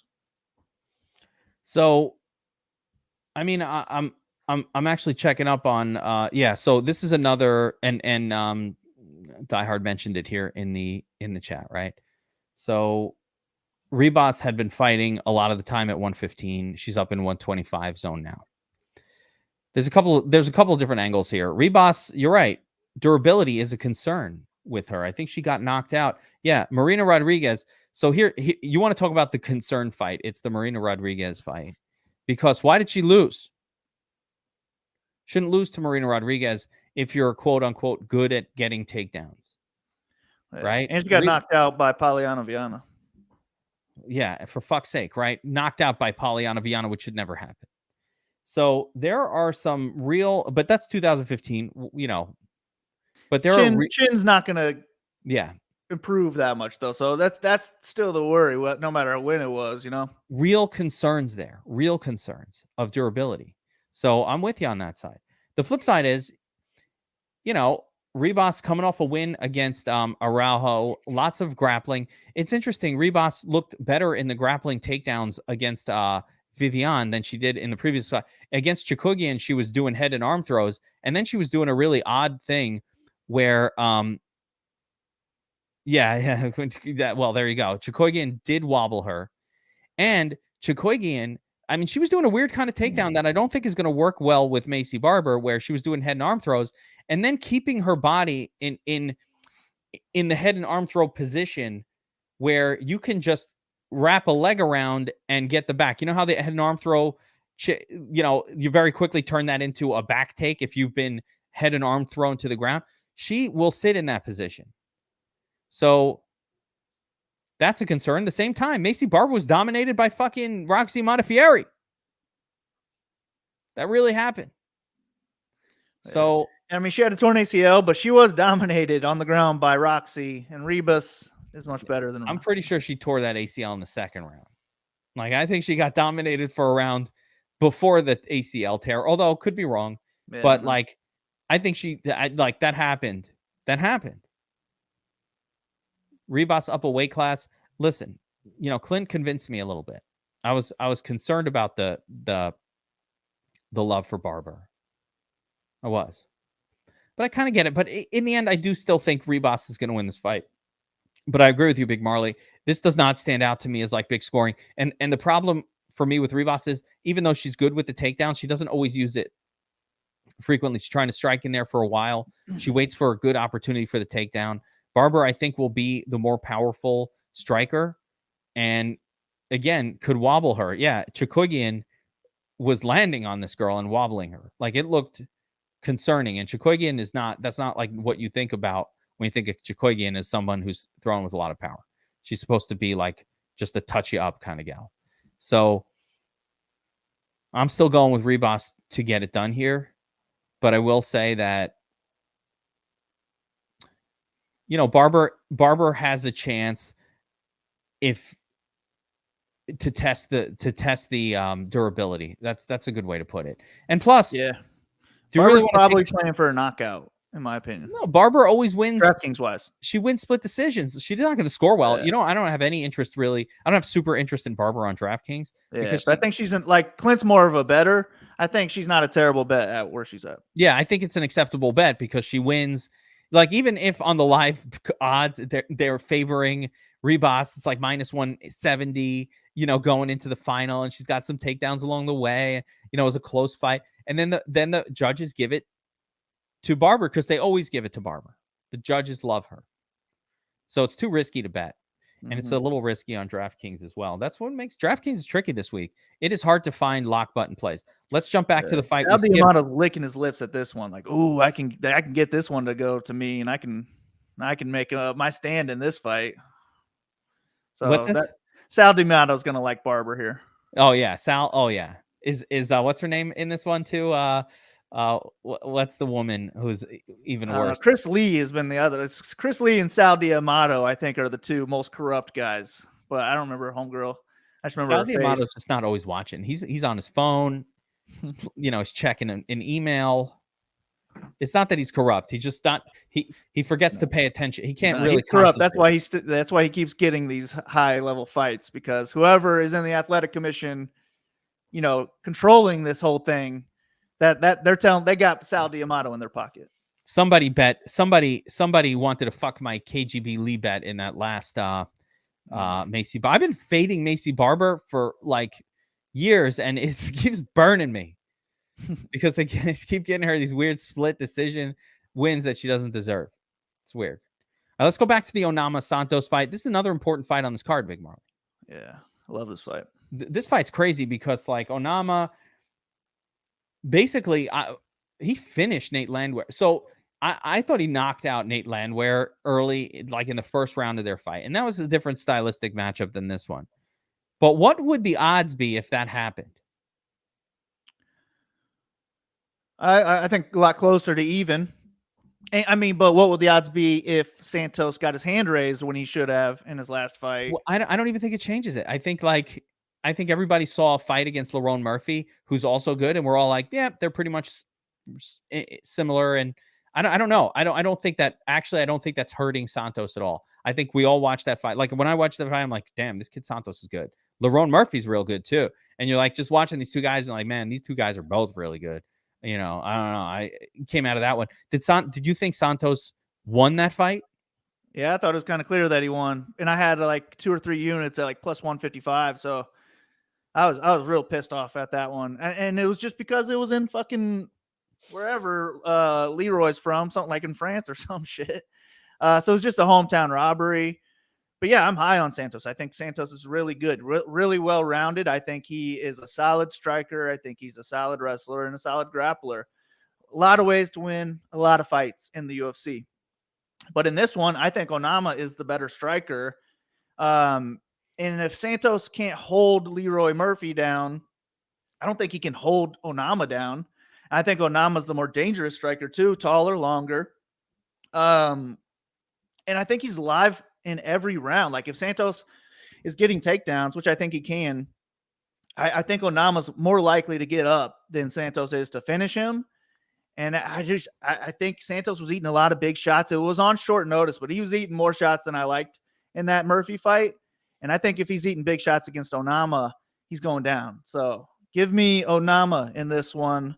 I'm big on Onama. I like this guy striking a lot. And he was taken down like 8 times in his UFC debut fight. He still landed like 100 significant strikes. He was controlled like 10 minutes or something, and he still was able to land over 100 strikes. So this guy is not going to slow down. You're right. He knocked out Landwehr. Landwehr was flat when he hit the ground. He was gone. Hitting the ground woke him up. And that's when Landwehr really comes in. Like once you hurt him, he's a madman. So I think he got his vet lesson there. And this is a fight where I think he can come back. I don't know that I'm going to end up betting him. I think I probably will take a shot on Onama here, but I want to get my exposure on DraftKings. I'm going to be heavy on this fight as a whole, but I will for sure have leverage on Onama. I'll probably mention his name again here shortly, but give me the underdog in this one to get a knockout at some point. I like it. See, I'm a little surprised, but I like it. So I'm gonna, my counter argument is this, and you're right. Onama, tough dude, super lengthy. Like I don't even think these heights really tell the tale. Let me see if I can get a reach number here. Yeah, he's got a 74-inch reach. He's got that, he's got the good body type for fighters. Lots of power there. Can't stop a takedown though. I don't think like we can expect that this guy out of out of Uganda, fighting out of Kansas City, Missouri, he's not a grappler. He can wrestle, but he's got a 50% takedown defense. He gets taken down at will. He throws hard, and that's part of the reason why you get taken down at will. If you're going to put all your power into your punches, every single punch, yeah, it's not that hard to take you down. That's how it goes. So, yeah, if this goes the distance, I would favor Santos, but I'm picking Onama to get a knockout. Yeah, I listen. I don't have any issue with that. I think Onama's. I think if Onama does not get the knockout, then he's going to lose the fight the same way he lost the fight to Mason Jones, which is Santos is going to be going for takedowns frequently and getting them. Well, what he can do with the takedown, how much control time he can execute, I think that Onama will look better on the feet than what Santos is going to do. Mosquitino. Yeah, I thought I said mosquito at first. Mosquitino. Yeah, I think you saw it. Like what this guy has given us nothing to think he's not awesome. He looked great against Lerone. He looked fucking great. He's looked great in every other fight that he's ever fought. For what it's worth, I would pick Onama to beat Lerone too. Would you? All right, there you go. So I mean, that's great. I'm just saying, like, it's closer, probably closer fight. The numbers indicate. Bettors agree with you, Big Marley, because this line. Wait a minute. Let me find. I mean, the bet online number. This has got to be fake, right? The open at plus 235, then minus 350. Yeah, I don't even look at bet online movement. Yeah, that one's not. I like to look at. The problem is these other books don't open at the same time. But like, if we look at DraftKings. DraftKings didn't drop this fight like early. They come in late with it, but effectively it's just gone sideways. But if we look at the bet online number, I don't, like I said, I don't know that that's reasonable, but somehow Santos plus 235 at the open. I don't really believe that. If this goes the distance, I'm not favoring Santos 70%. I just favor him. I'd favor him closer to maybe 55, 60% of the time, but I just think this line is too wide no matter how you put it. Yeah, and that's fair. And the bettors have bet it closer together. That being said, because we talk from a DraftKings perspective here, Santos is a crazy grappler. He is the kind of fighter that you want in your DraftKings lineup when he wins. And it's just that simple. If he's doing what he needs to do to win the fight, all I care about is what happens if he wins. And what I think will happen if Santos wins is he will score really well. There'll be 3-4 takedowns, lots of control time, maybe a submission along the way. So if Santos is winning the fight, he's scoring well when he's doing it. If Onama's winning the fight, I think he knocks out Santos maybe in the first round. Dangerous. What's the inside the distance prop again? Let's take a look. wow, it's not that high. Minus 145. So But at the same time, like Santos in his last loss, 63 points in a decision loss. Onama in his 2 losses, 52 points and 42 points. So like these guys, that they'll fight for your money in a decision too. Lots of ways for these guys to score well. But yeah, I think for Onama to hit 100 plus, he's going to need the knockout. But Santos could go out there and land 8 takedowns in the decision and hit 100. So I don't think we have to worry about inside the distance odds on this fight. no, I think it's more of for Onama specifically. I don't really think Onama wins the fight by decision. But I mean, Onama doesn't need 100 points. He's so cheap. He's at 70. If he wins, he's scoring over 10x. Yeah, you get him. He will. And you're right. Onama with an 86. Oh yeah, that's probably that could be the score that you need. So that one's interesting. And that's kind of how it was last week. It was like, who was it? It was Petrosian and Hernandez. Both guys. I was like, these guys don't have a shot at 100 points. They didn't get 100 points. They got like 80 points, and they still made the optimal Didn't lineup. matter. So. Yeah, it did not matter. Last week was rough. Yeah, somebody mentioned before, man. I was high on a couple spots. That grappler at 8,900 takes the L.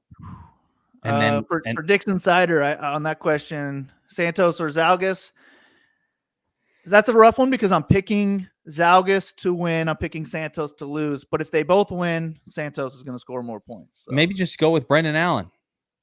Yeah. I'll say neither of them will be in my single entry. How about that? There you go. You go with Brendan Allen.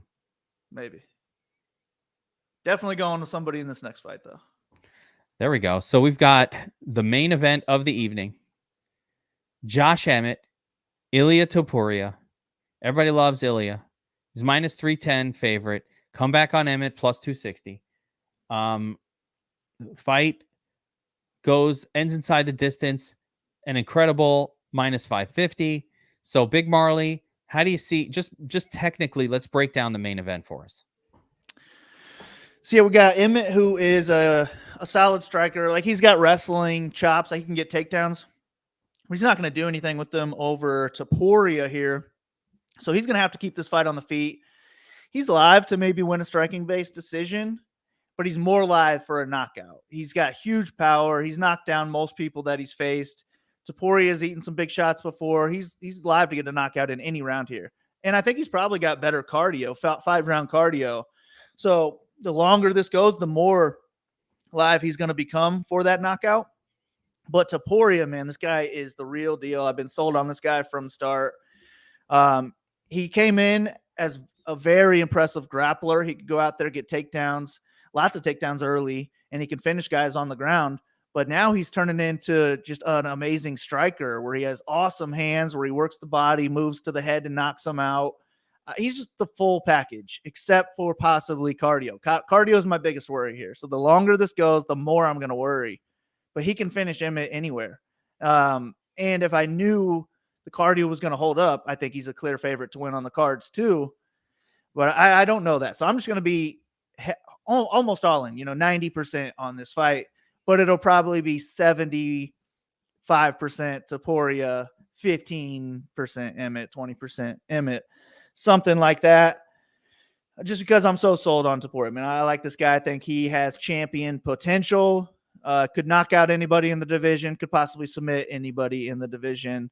So hopefully he's been working on that cardio. I would like to see him in a 5-round fight here. If he could clearly win a 5-round fight here, then I'd be very sold on him getting a championship at some point. But I'll lean with him. He's my preferred play, probably my highest owned fighter on the card. But he could get flatlined in the first round. So that's very in play. Emmett will break the slate if that happens. So I have to get exposure there as well.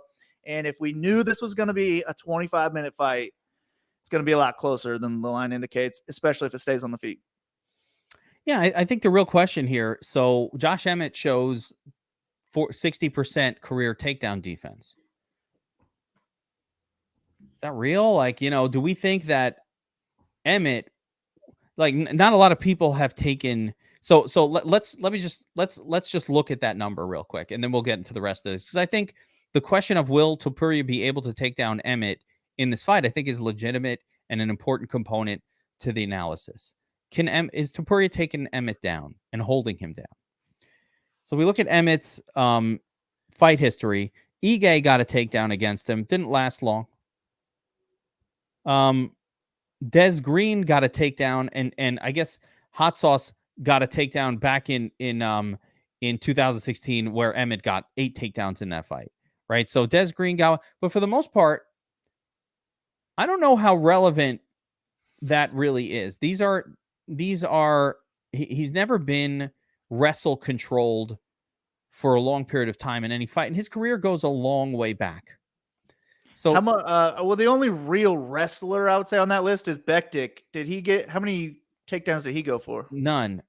I don't know if he. Well, let me take a look and see if he went for takedowns. No, we don't. You got to click on the fight, like click on the as a whole, that fight, not a name, just in the middle of it somewhere. Bektik. All right, hold on. Let me see if we can. Can you see it there? So Bektik, Emmett, right? So Emmett. Takedown 0-0. So nothing. He didn't attempt a takedown. So there's that, right?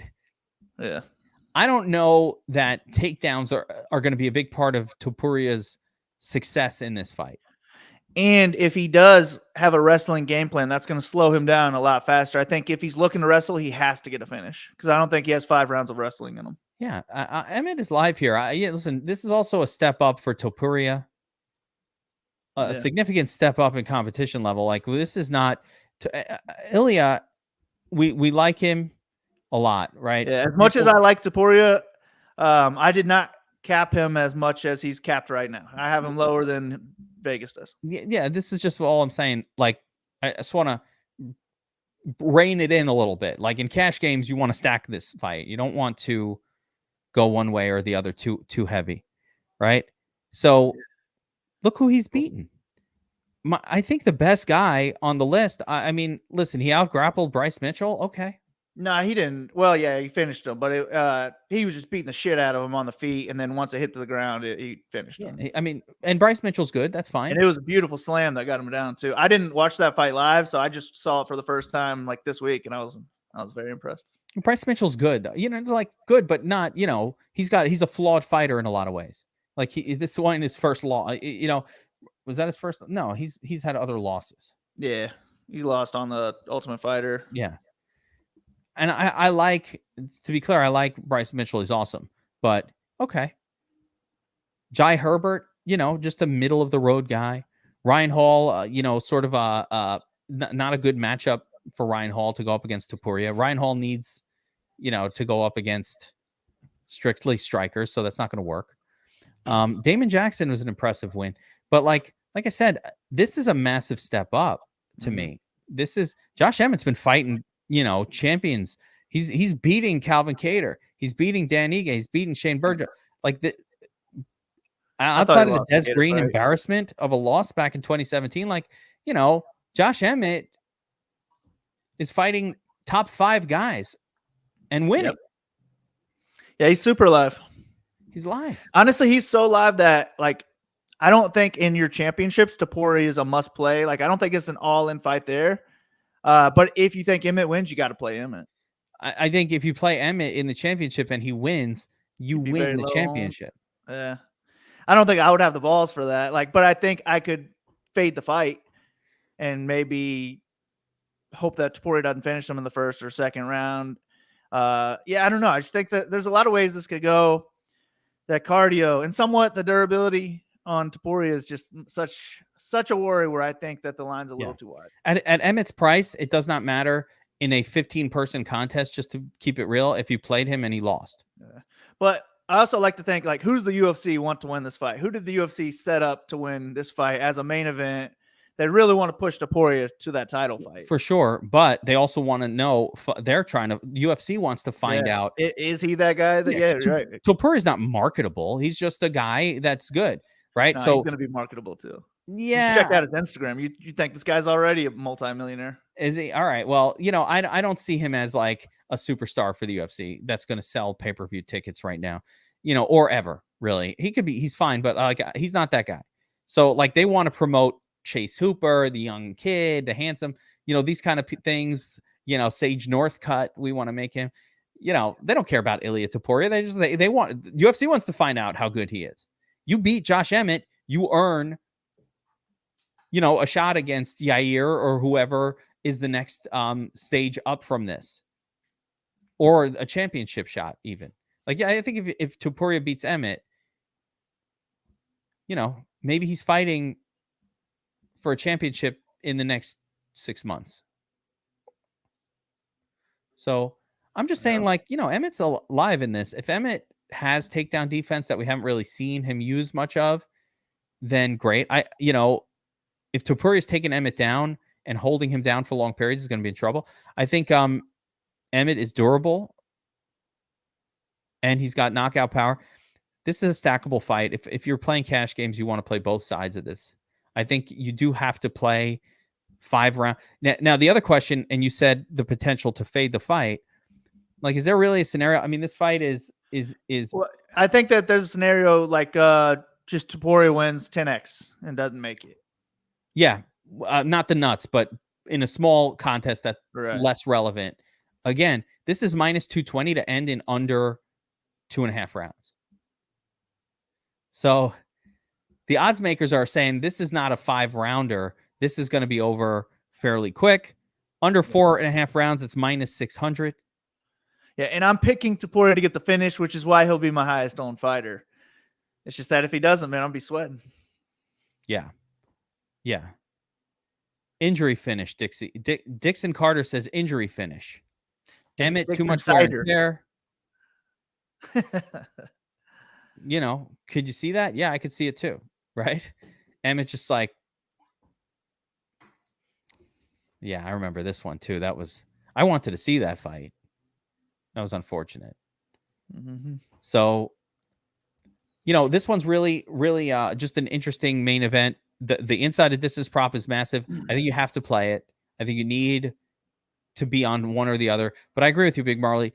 On this card, with all the potential finishes that are floating around for effectively all-in style fights, it might be the case, like what you said. I could definitely see Ilia Topuria winning, scoring 95, 98, 104, and not being in the winning lineup. So in tournaments, I agree with you. This is not a fight where I think you need to have 100% exposure. If you're going 100%, that means you're going effectively 80% or 70% or 75, Ilia 25 Emmett. You don't have to do that. I don't think. What do you think Topuria's ownership will be in the big contest? Like in the 15, like in the big contest? Yeah, more like 50%. And Emmett might be 27, 25%, maybe less. Yeah, I'll probably start at 50 and 30 and adjust. Yeah. And Dixon's right. This could be one of those cards where it's, or at least in the 6s and maybe in the 7s for that first place win. You could see a lot of, especially if Tafa, gets a 20-second win, or Peak gets that fast finish. If one of Robertson or Ricci puts up 100 plus. Yeah, we probably get 6 finishers for 100 plus on this one. Yeah, you get and the dark horse Brundage versus Dumas, that could score massive. Tatsuro Tiara, if he does his thing, he could win. He could score 120 in a decision. So there are fighters on this card that could put up monster numbers. Gabriel Santos, he could score 115. He could easily outscore Topuria if he wins. Mm-hmm. There's a lot of fights like that. A lot of Brendan Allen. Are we going to argue that Brendan Allen doesn't have 110 in him if he does what he probably should do, but probably won't? Save some money too. Yeah. So there is a lot of ways to go on this card. And even Neil Magni has 115 point scores on occasion. Yeah, I won't go that far, but it does happen. I know what you're saying. It happens. He just does it. And you're like, fuck, I can't believe I faded Neil Magni and he put up 116. Damn. You know what I mean? Like, he can do it. You'll be watching, he's grappling, takedown, the guy gets up, takes him down again. You're like, wham, it's happening. And I faded him. Shit. You know what I mean? Like, I wouldn't full fade him. Oh, I've been there. Yeah. Who has the highest ceiling in the captain spot? Usually the early fights on the card that end up killing me, though. So I feel like by the Magni range, I'll be fine. I'm not going to be too worried about him. Captain spot for Dixon. So the captain spot, we're talking about, like, we got to get rid of the early, because I would just put one of, if this fight was available, I would just choose between Peak or Mariscal for captain and just be done with it. You get a cheaper fighter. That's who you want. In the captain spot, you want that cheaper score. I'm not sure this one would be. It might be. If this, you know what? Most people will go to the main event for the captain spot. No, because you got to pay up. That doesn't work. Hang on. That game's not out yet, so they don't have the captain game out yet. Yeah. On I don't think they have those Yeah, I think a good captain fight would be Ricci versus Jillian. I think Tafa versus Lane are good captain spots. Yeah, Stuff where Tafa. people aren't going to feel good and it's going to lower their percentage owned in the captain spot. I think those are good ones. You want the cheaper guy too. If the whole card was available, if there's an underdog you like to finish, that's who you should pick. Yeah, you need to get that cheap guy in there so you could pay for all the but yeah, I mean, if this fight was so for me, if I'm playing captain mode, I'm just saying if the peak Mariscal fight is available on captain mode, I'm choosing one of those two as my captain more often than not. And then like I said, Ricci, that's fine, that fight as well. So I probably choosing from those, and then maybe you throw the underdogs with early knockout upside like Bruno Silva and David Onama in there a little bit as well. That's probably how I would do it. Avoid the crappers. All right, Big Marley, it is kill shot time. I had another winning kill shot last week, although that's about the only thing I did that won last week. I had my worst DraftKings week. I got it out of the way ever last week because of Lawrence, that fight. Argueta, I just went all in. It took an L right off the bat, and I had like hard to recover from that. And then, of course, my Bonder guy, Dennis. Yeah. Dennis. He did me dirty. Yeah, I lost too. I won on the betting side because I had some underdogs. Who did I? Oh, I had Dalby and Petrosian at underdogs, and they won. And I had like two other losses. So I went 2-2, but I had more underdogs, so it was a winning night. But I lost more on DraftKings than I won on betting, so it was a losing night. Yeah, it was rough. That was a rough card for me. And then Vittori, to make matters worse, which I bet on Vittori, thinking, hey, he could just use his grappling and, kind of probably tire out Cannonier and get a win. Chooses not to grapple at all. The one time he decides to go for a takedown, it was the easiest takedown I've ever seen anybody get. He just like grabbed around his waist and bloop, put him right down on his back. No problem. And he's like, I'm going to step back, stand him up, and let's keep striking. I'm like, what? Who's telling him to keep doing this?